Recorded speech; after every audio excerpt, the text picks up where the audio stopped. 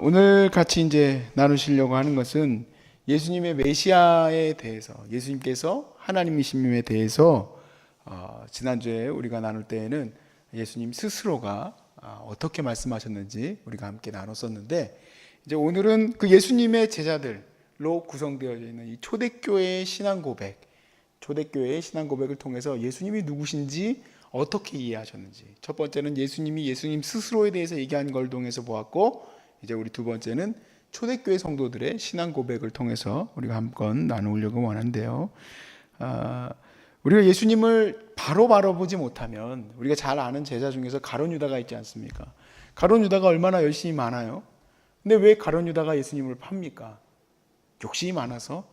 글쎄요, 욕심이 많았다면 뭐하러 그가 받았던 수고비를 다 갖다 팽개쳐 버리겠습니까? 그의 생각에 예수님이 진짜 나라를 구할 뿐으로 생각을 했기 때문에, 쿠데타를 일으킬 뿐으로 생각했기 때문에 예수님을 바로 알지 못한 거예요. 물론 시몬 베드로도 그랬었습니다. 시몬 베드로도 잘 제대로 이해 못하니까 칼을 들고 가서 나와 함께 예루살렘에 올라가서 죽기로, 우리 주님과 함께 내가 죽어야지. 그 죽는다는 말은 주님 앞에서 우리는 십자가를 지는 그 고난의 의미를 생각을 하지만, 그때 당시에 초대교회 성도들, 아니 그 제자들은 진짜 칼을 빼고 쿠데타를 일으켜서 그때 당시에 헤롯 대왕을 물리치고, 이제 주님이 다윗의 정말 그 계보를 따라서 왕으로 등극해서 이제 빨리 예루살렘이 회복되기를 바라는 거죠. 그것이 바로 뭐냐? 잘못 바라보는 거죠. 잘못 메시아를 이해하는 거예요. 더 나아가서 그 메시아가 하나님임을 이해하지 못하는 것에 있는 겁니다. 그러나 믿음으로 바라봤던 제자들, 또 그리고 그들이 잘못 생각했었다가도 예수님께서 그래, 예수님이 하나님이시고 예수님은 메시아이시구나, 우리를 구원하실 분이구나, 구원이라는 것은 바로 이러한 것이구나 하고 바르게 깨달았을 때 그 제자들은 예수님과 함께하며 예수님의 말씀대로 그들이 땅끝까지 이르러 주의 복음을 전하는 자들로 세워질 수 있었어요. 제자들의 신앙 고백을 보시면 우리가 예수님을 어떻게 이해했는지 알 수 있습니다. 예수님의 제자들이 선생님으로 불렀었죠. 선생이여 어디로 가십니까? 랍비여 어디 가십니까? 어디에 사십니까? 이렇게 부르던 자들이 이제 랍비라는 단어가 없어졌습니다. 그럼 뭐라고 불렀냐? 주여라고 바뀌었습니다. 그래서 그 베드로가 판미아스라는 곳이에요. 거기에서 예수님께서 이제 베드로에게 물으셨죠. 너희는 나를 어떻게 부르느냐? 사람들은 선생님, 또 선지자, 정말 이런 그 예언자 이렇게 불렀는데 너희들은 나를 어떻게 생각하느냐 물었을 때 베드로가 이렇게 얘기합니다. 주는 그리스도시요, 주는 그랬습니다. 주는 그리스도시요 살아계신 하나님의 아들이십니다. 이 주라는 단어는 지난주에도 우리가 나눴지만 여호와에게만 해당하는 아도나이라는 단어입니다. 70인경에서 여호와라는 부분은, 주라는 부분은 아도나이로 불렀는데, 그 아도나이라는 그 말이 히브리 말이, 히라버 말이, 히브리 말이 히라버로 바뀌어서 주로 불러지게 되는 거죠. 예수님께서 주가 되심은 어떻게 해서 예수님이 주가 되시는 확정이 되는가? 그냥 뭐 왕으로 등극해서 주여, 그게 아니라, 그분이 왕으로 등극한 게 아니라 그분이 주로서 확정되는 사건이 있어요. 그것이 바로 뭐냐면 부활입니다. 부활. 그렇구나. 예수님이 부활하심으로 인하여 주로서의 확정되어지는 것이구나. 그 말은 무슨 말이냐면, 이 세상에 어느 누구도, 뭐 가짜로 만든 거 말고는요, 이 세상에 어느 누구도 부활한 사람은 아무도 없습니다. 하나님이 부활시켜 주신 분이 없어요. 하나님이 오직 예수님만 부활시켜 주셨어요. 뭐 엘리야가 죽었던 자를 살려주는 거, 그런 거 말고요. 나사로가 살아나는 거 말고 하나님께서 그를 지목하셔서 살려주신 거예요. 그럼으로써 예수님께서 하나님이 인치신 자고 하나님의 능력으로 인하여 예수님은 부활의 영광에 이르게 되었고, 그로 말미암아서 예수님이 교회의 머리가 되신 거예요. 교회의 주인이 되셨어요. 교회는 왜냐하면 우리 각 사람이 교회인데 우리도 또한 부활해야 되기 때문에 그렇죠. 부활의 첫 열매. 예수님으로 인하여 이제 줄줄이 사탕으로 전부 이제 부활하게 되는 거예요. 예수님으로 인하여서. 초대교회가 전파한 메시지의 중심이 있습니다. 저희들은 이제 항상 메시지의 중심이 사실은 대부분 이제 환우들에 많이 맞춰져 있어요. 제가 청년 사역할 때의 설교들을 보면 청년에게 맞춰져 있죠. 어떤 메시지의 중심이 있는데요. 초대교회의 가장 메시지 중심이 되는 게 뭐냐면 바로 부활하신 예수님입니다. 그럴 수밖에 없겠죠. 여러분들 누가 살아났다고 생각을 해보세요. 여러분들의 메시지의 중심이 뭐게 되겠습니까? 누가 살았어. 그 메시지의 중심 아니겠습니까? 가장 중요한, 내 삶의 중요한 부분인데 초대교회의 제자들에게는 예수님이 부활한 걸 보았잖아요. 500 제자들이 보았어요. 예수님이 부활해서 승천하는 것을 보았어요. 그러니까 그들에게는 부활이 가장 중요한 메시지가 됩니다.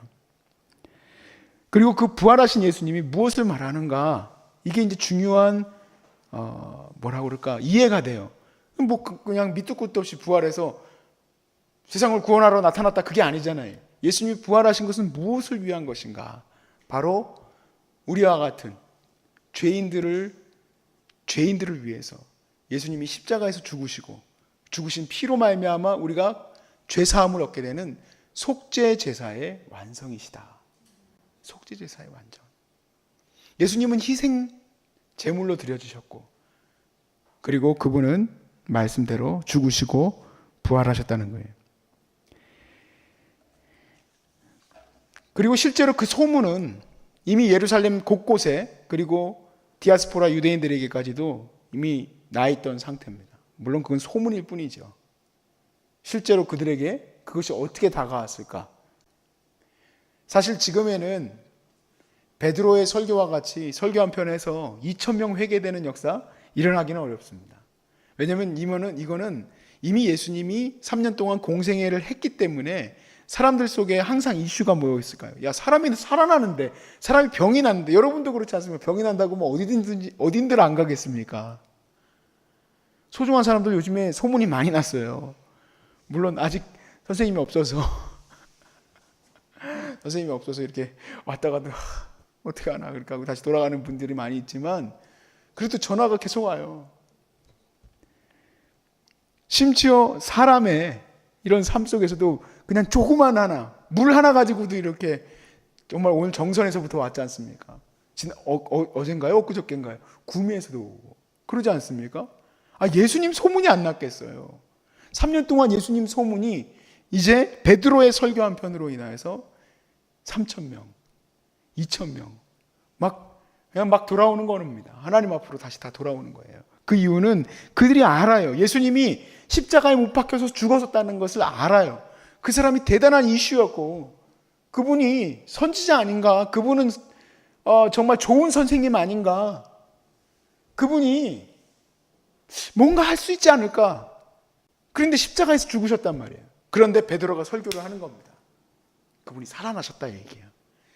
예수가, 너희가 못 박은 예수가. 그러니까 전제예요. 알고 있는 거예요. 이 사람들은 알고 있어요. 유대인들은 알고 있는데 그들에게 너희가 못 박은 예수가 이제 살아나셨다. 살아났으니까 어떻게 해야 됩니까? 그랬어요. 청중이 물었어요. 그러면 이제 우리가 어떻게 됩니까? 너희가 회개하고 성령을 받으라 그랬습니다. 내가 어떻게 하올까? 회개하고 성령을 받으라. 제자들이요, 어떻게 목숨을 걸고 사명 감당할 수 있었을까요? 부활을 믿었기 때문에 그래요. 예수님의 부활을 붙들었기 때문에, 우리도 부활할 걸 알기 때문에, 이 썩어질 육체가 다가 아니라고 생각을 했기 때문에 그들이 목숨을 내어 걸고 얼마든지 주님 앞에 서서 정말 이 세상 가운데 나아가서 복음을 전할 수 있었어요. 그리고 자기의 재물을 어떻게 다 바칠 수 있습니까? 교회에 불가능하죠. 그런데 그 일도 할 수 있었던 것이, 이 땅은 썩어져갈 세상이기 때문에, 부활신앙을 붙든 사람이기 때문에 그들은 세상이 아닌 하나님의 나라에 자기의 가치를 두고 살아갈 수 있었죠. 여러분이 그 교환을 안 갖고 있어서 찾아야 될 것 같은데 그냥 제가 읽을게요. 고린도전서 15장 55절에서 58절 말씀에 부활신앙의 가치가 잘 표현이 돼 있어요. 사망아 너의 승리가 어디 있느냐. 여러분 두려운 게 뭡니까? 사망이잖아요. 사망아 너의 승리가 뭐냐 도대체. 네가 진짜 이기는 것이 무엇이냐. 사망아 네가 쏘는 것이 어디 있느냐. 사망이 쏘는 것은 죄요 죄의 권능은 율법이라. 우리 주 예수 그리스도로 말미암아 우리에게 승리를 주시는 하나님께 감사하노니 그러므로 내 사랑하는 형제들아 견실하며 흔들리지 말고 항상 주의 일에 더욱 힘쓰는 자들이 되라. 이는 너희 수고가 주 안에서 헛되지 않은 줄을 알미라. 두려움이 있죠. 여기서 흔들리지 말고는 교회에서 나 시험 들었어 그걸 말하는 게 아니에요. 흔들리지 말고는 목숨을 걸고 지금 신앙생활해야 되는 초대교회 성도들을 향한 말이에요.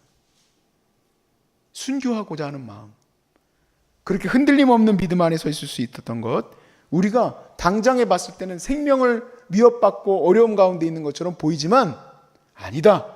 너희의 작은 수고도 하나님의 거룩한 부활의 영광을 바라보고 있다면 결코 헛된 수고가 아니라는 얘기입니다. 저는 확신하건대 여러분들의 이 예배가 헛된 것일까요? 그냥 단지 병을 위한 거야? 천만에요. 하늘나라를 위하여서 여러분들이 준비되고 있음을 믿으시기 바랍니다. 예배를 왜 드릴까요? 매일같이 왜 예배할까요? 우리가 왜 찬양할까요? 우리가 왜 구제할까요? 하늘의 영광을 위해서예요. 내가 여기서 이걸 통해서 무슨 영화와 부귀를 누리겠다고, 내가 사람들한테 아유 이성일 목사님 좋은 일 하시네요, 그런 거 뭐 몇 번 들어가서 뭐 어쩌겠다고, 내가 주님 나라가기 위해서 이 사명 감당하는 것 아니겠습니까? 이게 부활신앙이 초대교회의 가장 중요한 메시지였고 초대교회 신앙을 붙들었던 중심점이었습니다. 그리고 이 부활신앙은 어떻게 됐느냐, 초대교회를 확장시켜 줬어요. 초대교회를 확장시켜 줬어요. 구약의 속죄제사가 예수님을 통해서 완성되었음을 이제 사도들이 확정했습니다. 예수님으로 통하여 더 이상 구약의 제사가 필요 없어진 거예요. 예수님이 완성이니까 예수의 보혈로 더 이상 양, 소 이런 것들의 피가 필요 없는 거예요. 예수님의 보혈이면 되는 거예요. 그러니까 확장될 수 있었던 거예요. 이방인들이 속죄 제사를 안 드려도, 이방인들이 유월절 제사를 안 드려도, 이방인들이 할례를 안 받아도 하나님의 백성이 될 수 있었어요. 오직 예수를 믿음으로 말미암아, 예수의 보혈을 믿음으로 말미암아 될 수 있음을 이 초대교회가 가르쳤습니다.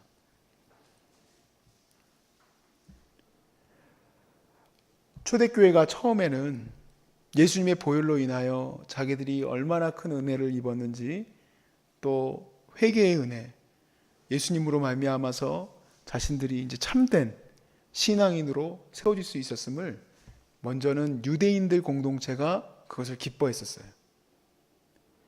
그런데 이 유대인들 공동체가 놀라운 걸 경험하게 돼요.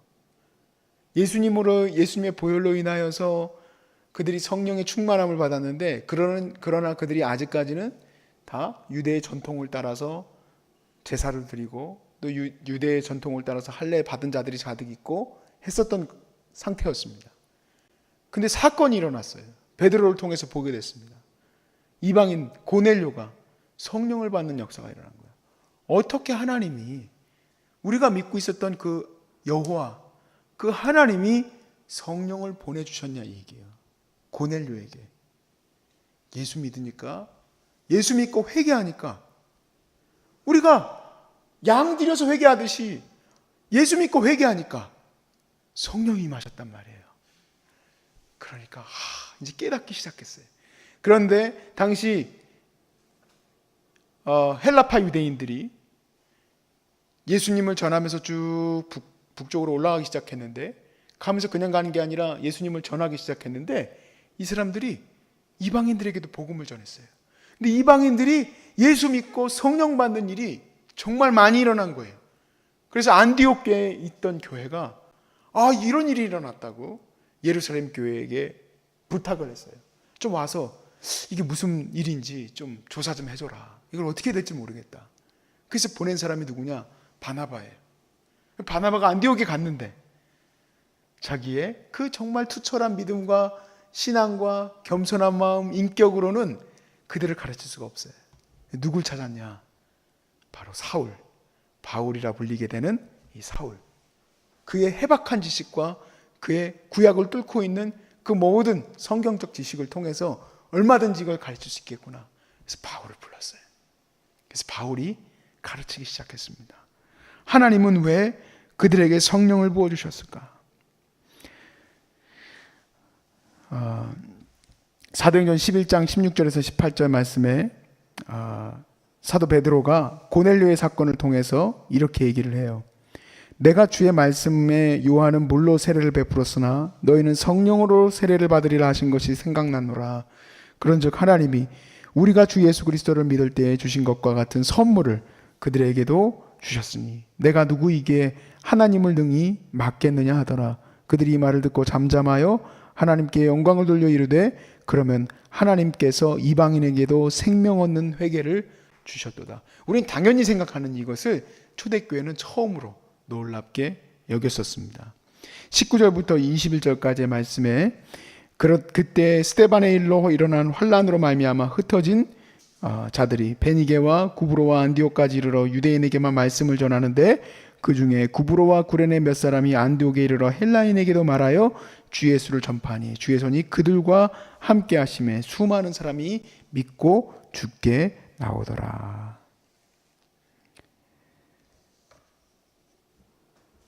이방인들에게 예수가 전파되어지는 이 사건, 여기까지 오게 되기까지는 예수님의 부활 사건 때문이었습니다. 그리고 예수님이 부활하셨음은 주 되심을, 예수님이 하나님 되심을 확정한 사건이었다. 우리가 이제 알게 되는 겁니다. 우리 모든 사람들이 가장 중요한 신앙 고백으로 갖고 있는 것이죠. 우리가 사도신경을 통해서 고백합니다. 우리 예수님이 부활하셨음을.